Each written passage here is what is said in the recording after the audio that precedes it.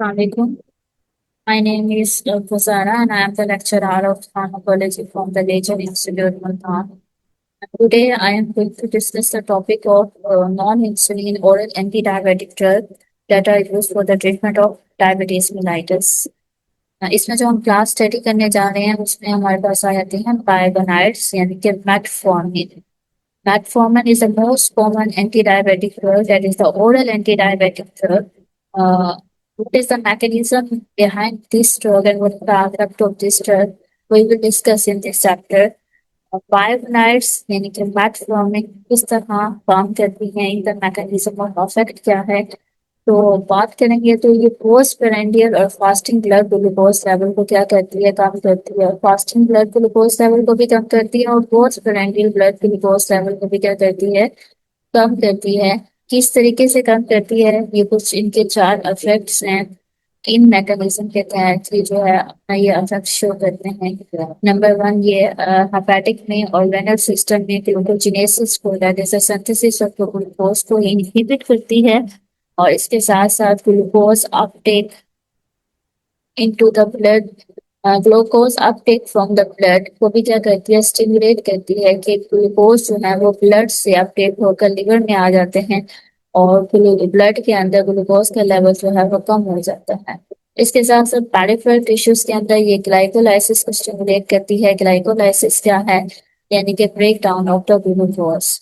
और इसके साथ साथ ये ग्लूकोज की एब्जॉर्प्शन को फ्रॉम द गैस्ट्रोइंटेस्टाइनल ट्रैक्ट से भी क्या करती है, स्लो डाउन करती है, ताकि जीआईटी सिस्टम से ग्लूकोज जो है वो एब्जॉर्ब होकर ब्लड में ना पहुंचे और ब्लड का ग्लूकोज लेवल जो है वो बैलेंस रहे. और इसके साथ साथ ये इसका एक और इफेक्ट भी आता है कि ये प्लाज्मा ग्लूकोगोन लेवल को भी क्या करती है, कम करती है. ग्लूकोगोन क्या है, it is also a pancreatic hormone which is secreted by the alpha cells of the pancreas. Glucagon जो है वो आपके ब्लड के अंदर ग्लूकोज के लेवल को बढ़ाता है, यानी कि हाइपरग्लाइसीमिया कॉज करता है. अगर ग्लूकोज का लेवल जो है वो ब्लड के अंदर नॉर्मल से कम है तो ये उसको नॉर्मल कर देता है बाय इंक्रीजिंग कंसंट्रेशन. अब जो हम बात करें कि ये बायोगोनाइड्स जो हेपेटिक ग्लूकोज की प्रोडक्शन को कम कर रहा है, ये किस मैकेनिज्म के तहत कम कर रहा है. It causes the activation of the adenosine monophosphate stimulated protein kinase. ये इस एंजाइम को स्टिमुलेट करते हुए ये ग्लूकोज की प्रोडक्शन को स्लो डाउन कर देता है. अब अगर हम बात करें स्पेशली इन दोज पेशेंट जिनके अंदर इंसुलिन रेजिस्टेंस है, यानी कि इंसुलिन रिलीज तो हो रही है लेकिन इंसुलिन रेजिस्टेंस डेवलप हो गई है, उनके बॉडी जो है या इंसुलिन रिसेप्टर्स जो है वो इस इंसुलिन को रिस्पॉन्ड नहीं कर पा रहे, तो पेशेंट के लिए मेटफॉर्मिन जो है वो बहुत अच्छी है, क्योंकि ये कम करती है इंसुलिन की प्रोडक्शन को by enhancing the insulin sensitivity. यानी कि इंसुलिन रेजिस्टेंट इंसुलिन सिक्रिएट तो हो रही है लेकिन रिसेप्टर इसको ऑक्यूपाई नहीं कर रहे और अफेक्ट शो नहीं कर रहे, तो जो रेजिस्टेंस डेवलप हो गई है तो मेटफॉर्मिन जो है इससे रेजिस्टेंस को कम करते हुए इंसुलिन की सेंसिटिविटी को क्या कर देता है, बढ़ा देता है. हमने बाकी ओरल नॉन एंटी और non insulin oral anti diabetic drug भी पढ़े हैं जो कि वेट गेन करते हैं, लेकिन जो मेटफॉर्मिन है ये वेट को इंक्रीज नहीं करती. क्या, ये वेट को इंक्रीज नहीं करती. That is why it is the drug of the choice, the first choice of the drug that is used in the type 2 diabetes mellitus, specially those patient के अंदर जो कि ओवरवेट है. यानी कि टाइप 2 डायबिटीज मेलाइटस के patient जो कि ओवरवेट भी हैं, जो कि ओबीस भी हैं, तो उनके लिए डायबिटीज को कंट्रोल करने के लिए मेटफॉर्मिन जो है it is the first drug of the choice. ठीक है. इसके साथ साथ क्लिनिकल ट्रायल्स में जो सजेस्ट क्लिनिकल ट्रायल्स जो किए गए हैं मेटफॉर्मिन के ऊपर, वो सजेस्ट करते हैं कि ये हाई रिस्क पेशेंट, यानी कि वो पेशेंट जिनके अंदर डायबिटीज होने के चांसेस हैं, ये उनके चांसेस को भी या उसके रिस्क को भी क्या करती है, कम करती है. इसके साथ साथ मेटफॉर्मिन का एक और यूज भी आता है कि ये वुमेन के अंदर, specially those women which have the disease of polycystic ovarian syndrome, polycystic ovary disease, जिसको पीसीओएस है या पीसीओडी है. ठीक है, यानी कि पॉलीसिस्टिक ओवेरियन सिंड्रोम या पॉलीसिस्टिक ओवरी डिजीज, इसमें ओवरीज के अंदर जो है वो सिस्ट बन जाते हैं. तो दोज पेशेंट जिनको पीसीओएस है और वो फर्टिलिटी उनके अंदर कम हो जाती है, तो मेटफॉर्मिन जो है क्लिनिकल ट्रायल से ये सजेस्ट की जाती है कि उन पेशेंट के अंदर या उन वुमेन के अंदर फर्टिलिटी को रिस्टोर करने में भी इस्तेमाल होती है। ठीक है, ये पीसीओएस की वजह से जो है वो इंसुलिन रेजिस्टेंट डेवलप हो जाती है, वेट गेन भी हो जाता है। तो मेटफॉर्मिन जो है वो वेट को रिड्यूस करने में भी हेल्प करती है, और साथ साथ फर्टिलिटी को भी रिस्टोर करने के लिए भी हेल्प करती है। क्योंकि इंसुलिन रेजिस्टेंट डेवलप हो जाती है तो ऐसे फीमेल जो है ये हाई रिस्क पे होते हैं कि इनके अंदर टाइप 2 डायबिटीज मेलाइटिस जो है वो डेवलप हो सके। तो ये टाइप 2 डायबिटीज मेलाइटिस के होने के चांसेस को भी कम करती है, फर्टिलिटी को भी रिस्टोर करती है, और इसके साथ साथ वेट को भी क्या करती है, रिड्यूस करती है। कि ये हमारे पास मेटफॉर्मिन का मैकेनिज्म है कि ये ग्लूकोज की अपटेक को from the blood into a liver. यहाँ पे हमारे पास मैकेनिज्म जो है वो मेटफॉर्मिन का आपके सामने है कि एक तो ये ग्लूकोज की अपटेक को भी क्या करता है, इनहिबिट करता है from liver into the blood, and in this way it maintain the blood glucose level. फिर हमारे पास टॉक्सिसिटी की अगर हम बात करें तो unlike sulphonylureas biguanides do not pass the hypoglycaemia. Biguanides जो है वो हाइपोग्लाइसीमिया जो है वो काज नहीं करते, जैसे कि सल्फोनाइल यूरियास काज कर रहे थे। लेकिन इसके साथ साथ ये गैस्ट्रो इंटेस्टाइनल टॉक्सिसिटी जो है इनके साथ मोस्ट कॉमन है, लाइक डायरिया एंड नोजिया। यानी कि the patient who is taking the metformin उसके साथ जीआईटी डिस्टरबेंस या स्टमक इश्यूज जो है वो बहुत कॉमन है, जिसमें हमारे पास नाउजिया एंड डायरिया आ जाता है। इसके साथ साथ लैक्टिक एसिडोसिस भी इसके साथ हो सकती है, यानी कि एक्युमुलेशन ऑफ लैक्टिक एसिड हो सकते हैं, स्पेशली उन पेशेंट के अंदर जो कि अल्कोहलिज्म है, अल्कोहल इंटेक करते हैं, रेनल और लीवर डिजीज है। तो उन पेशेंट के अंदर जो है ये कॉमन साइड इफेक्ट्स या टॉक्सिसिटी जो है वो हमें नजर आती है। इसके बाद जो हमारे पास क्लास है वो है थायाजोलिडीन डायोन्स। थायाजोलिडीन डायोन्स क्या है? It is also the oral non insulin anti diabetic drug, जिसमें हमारे पास आ जाती है रोसिग्लिटासोन एंड द पायोग्लिटासोन। ये दो ड्रग्स आ जाती हैं जो कि इस क्लास से बिलोंग करती हैं। इनका मैकेनिज्म क्या है? ये इंसुलिन की सेंसिटिविटी को इंक्रीज करते हैं by activating the receptor, nuclear receptor. कौन से न्यूक्लियर रिसेप्टर हैं? Peroxisome proliferator activated receptor gamma, PPAR gamma receptor, जो कि न्यूक्लियर रिसेप्टर हैं। इनको एक्टिवेट करते हुए ये इंसुलिन की सेंसिटिविटी को इंक्रीज करता है।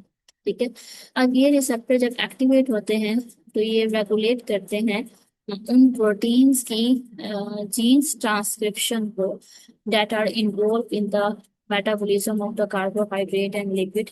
कार्बोहाइड्रेट और लिपिड को मेटाबोलाइज करने के लिए जो प्रोटीन्स इन्वॉल्व हैं, उन प्रोटीन्स की सिंथेसिस में जीन की ट्रांसक्रिप्शन को रेगुलेट कर रहे हैं ये nuclear receptor, peroxisome proliferated activated receptor gamma. जो हमारे पास ये ड्रग है थायोजोलिडीन डायोन, रोसिग्लिटासोन एंड पायोग्लिटासोन, वो इन्हीं रिसेप्टर को एक्टिवेट करते हैं, जिसकी वजह से प्रोटीन इन ट्रांसक्रिप्शन, जो जीन की ट्रांसक्रिप्शन हो रही थी for that proteins which are involve in carbohydrate and lipid metabolism, उसको इनहांस करते हुए ये लिपिड की मेटाबॉलिज्म को क्या कर देते हैं, स्टिमुलेट कर देते हैं। इसके साथ इसका जो इफेक्ट आता है कि ये मसल्स और एडिपोज टिश्यूज के अंदर ग्लूकोज की अपटेक को इंक्रीज करते हैं, ताकि ब्लड के अंदर ग्लूकोज का लेवल जो है वो बैलेंस हो जाए। हेपेटिक ग्लूकोजनेसिस को इनहिबिट करते हैं, यानी कि लीवर के अंदर ग्लूकोज की प्रोडक्शन को इनहिबिट करते हैं। और इसके साथ साथ ये लिपिड की मेटाबॉलिज्म को, distribution of the body fat को भी क्या करते हैं, अफेक्ट करते हैं। थायोजोलिडीन डायोन बहुत fasting and post primary blood glucose level को कम करते हैं, और इसके साथ साथ इसको हम मोनोथेरेपी यानी कि अकेले भी ले सकते हैं, और in combination with other insulin and other oral anti diabetic drug के साथ भी हम ले सकते हैं। लाइक मेटफॉर्मिन ये भी क्या करता है, डायबिटीज मिलाइटिस के रिस्क चांसेस को क्या करता है, कम करता है। उन दोज पेशेंट जहाँ पे इनके रिस्क होने का, इन डिजीज के होने का रिस्क ज्यादा हो, लाइक ओबीस या ओवरवेट पर्सन या women which have a polycystic ovarian syndrome. ठीक है, इन पेशेंट के अंदर जो कि डायबिटीज होने के चांसेस ज्यादा हैं, तो ये मेटफॉर्मिन के तहत इनके डायबिटीज को क्या करता है, रिस्क फैक्टर को कम करता है। टॉक्सिसिटी की अगर हम बात करें, यानी कि what are the side effects, तो हाइपोग्लाइसीमिया जो है वो एक्सट्रीमली रेयर है कि इनके साथ जो है जो पर्सन इनको टेक कर रहे हैं उनके साइड इफेक्ट्स में हाइपोग्लाइसीमिया जो है वो बहुत रेयर है। लेकिन थायोजोलिडीन डायमंड जो है वो एडिमा काज करते हैं। It causes the fluid retention, which may increase the risk of heart failure. इसके साथ साथ ये मायोकार्डियल इंफार्क्शन के रिस्क को भी क्या कर देते हैं, इंक्रीज कर देते हैं ड्यू टू एडिमा। कुछ कंट्रीज के अंदर मार्केट में आप कहते हैं कि ये बात करें अगर हम इसकी टॉक्सिसिटी में, तो थायाजोलिडीन डायमंड्स को मार्केट से रिमूव किया गया several countries के अंदर because of the hepatotoxicity. Liver damage cause करते हैं, हेपाटोटॉक्सिसिटी की वजह से इसको मार्केट से रिमूव कर दिया गया था इन सम कंट्रीज। रोसिग्लिटाजोन और पायाग्लिटाजोन के साथ लीवर डिस्फंक्शन जो है वो हमें इतनी नहीं नजर आती जितनी कि हमारे इसके साथ नजर आती है प्रोपोविटाजोन के साथ। इनकी इस क्लास के डिफरेंट ड्रग्स के साथ जो है वो हेपाटोटॉक्सिसिटी जो है वो लिंक्ड है और कुछ के साथ जो नहीं है। इसके साथ साथ फीमेल पेशेंट जो कि थायाजोलिडीन डायमंड्स ले रहे हैं उनके अंदर बोन फ्रैक्चर होने के चांसेस भी क्या होते हैं, ज्यादा होते हैं as a side effect of destroy.